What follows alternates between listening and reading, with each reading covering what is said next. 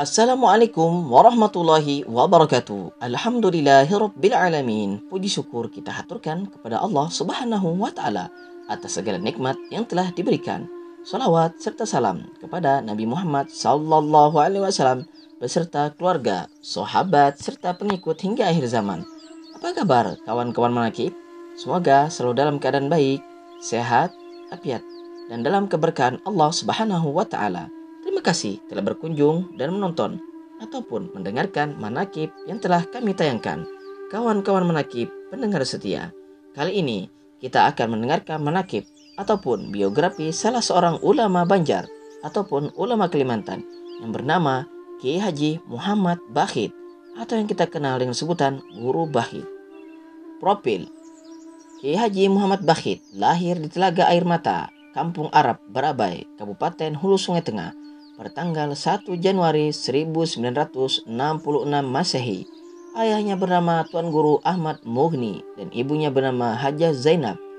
Beliau memiliki 7 saudara, 1 laki-laki dan 6 perempuan. Nama saudara perempuan dan saudara laki-lakinya adalah Hajah Zahra, Hajah Bulkis, Hajah Khamsah, Hajah Jumu'ah, Hajah Syarifah, Haji Abdus Salam, dan Siti Aminah. Ia dan adiknya Haji Abdus Salam menjadi ulama seperti ayah mereka. Tuan Guru Muhammad Bakhit merupakan keturunan Syekh Muhammad Arsyad Al-Banjari. Garis silsilahnya adalah sebagai berikut: Muhammad Bakhit bin Ahmad Mughni bin Ismail bin Muhammad Tahir bin Syihabuddin bin Muhammad Arsyad Al-Banjari. Sebagai keturunan ulama besar, tradisi keulamaan Syekh Muhammad Arsyad Al-Banjari juga mengalir pada diri Kiai Haji Muhammad Bakhit.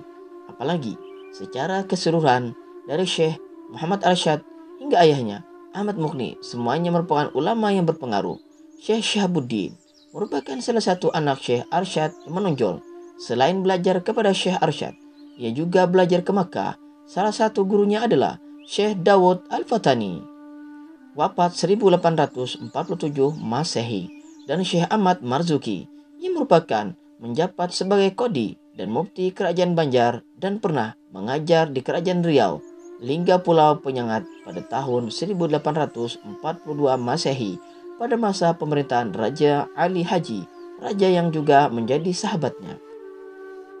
Syekh Syihabuddin memiliki anak yang bernama Muhammad Tahir yang menjadi ulama di Alabio.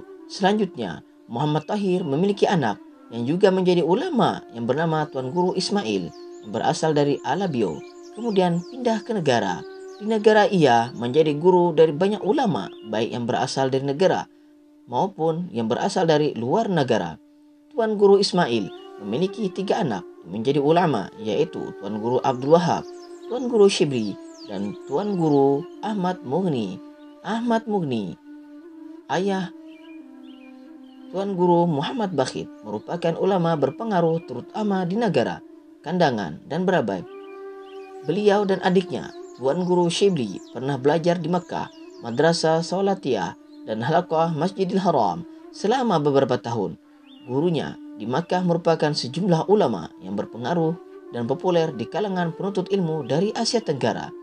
Adanya darah ulama yang secara berkesinambungan mengalir dalam darah leluhur hingga diri Kiai Haji Muhammad Bakhit, maka tidaklah mengherankan jika beliau kemudian menjadi salah satu ulama Banjar kontemporer terkemuka dan berpengaruh di Kalimantan Selatan. Beliau mewarisi bakat keulamaan dari ayah, kakek, dan leluhurnya. Apalagi kemudian pendidikan yang diperolehnya dari sejumlah ulama termasuk ayah beliau sendiri semakin membentuk bakat keulamaannya.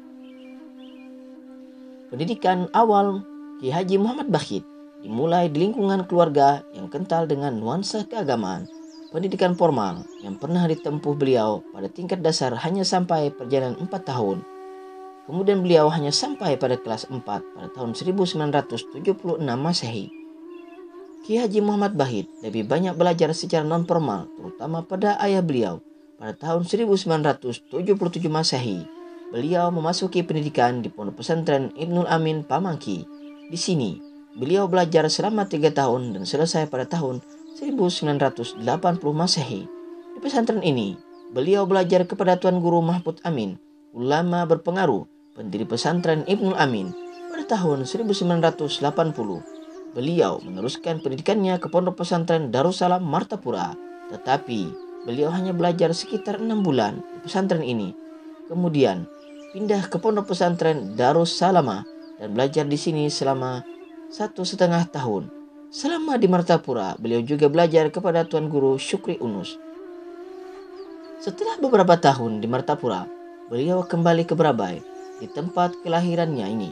Beliau kembali belajar kepada ayahnya, Ahmad Mughni, juga belajar kepada Tuan Guru Abdul Wahab pada bidang fiqih, Haji Hasan dan Haji Saleh pada bidang ilmu nahwu.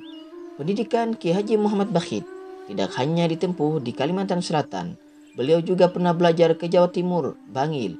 Bangil merupakan wilayah di mana banyak ulama pernah belajar karena di sini banyak dihuni oleh ulama dan habaib. Beberapa ulama populer di Kalimantan Selatan seperti Ki Haji Muhammad Zaini bin Abdul Ghani, Ki Haji Muhammad Syukri Unus, Ki Haji Ahmad Bakri, Ki Haji Asmuni Guru Danau, dan lainnya. Ki Haji Muhammad Bakhit belajar ke Bangil atas petunjuk orang tuanya. Di sini beliau berguru dan mengambil tarekat Alawiyah dengan Habib Zain Al-Abidin Ahmad Al-Idrus. Setelah 1 tahun belajar di Jawa Timur, beliau kembali ke Barabai. Oleh sang guru, beliau diminta memperkenalkan dan menyebarkan tarekat Alawiyah di kampung halamannya. Untuk mengembangkan tarekat ini, sang guru menyarankan agar ia dapat menghimpun 40 orang jemaah. Pada tahap awal, beliau mengumpulkan 40 orang dari kalangan keluarga sendiri, para santri dan tokoh masyarakat.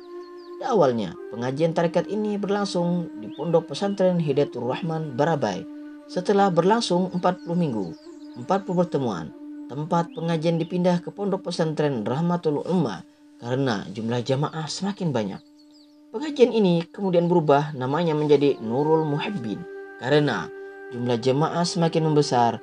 Beliau bersama masyarakat kemudian membangun sebuah majelis taklim yang dapat menampung jamaah pengajiannya yang lebih besar.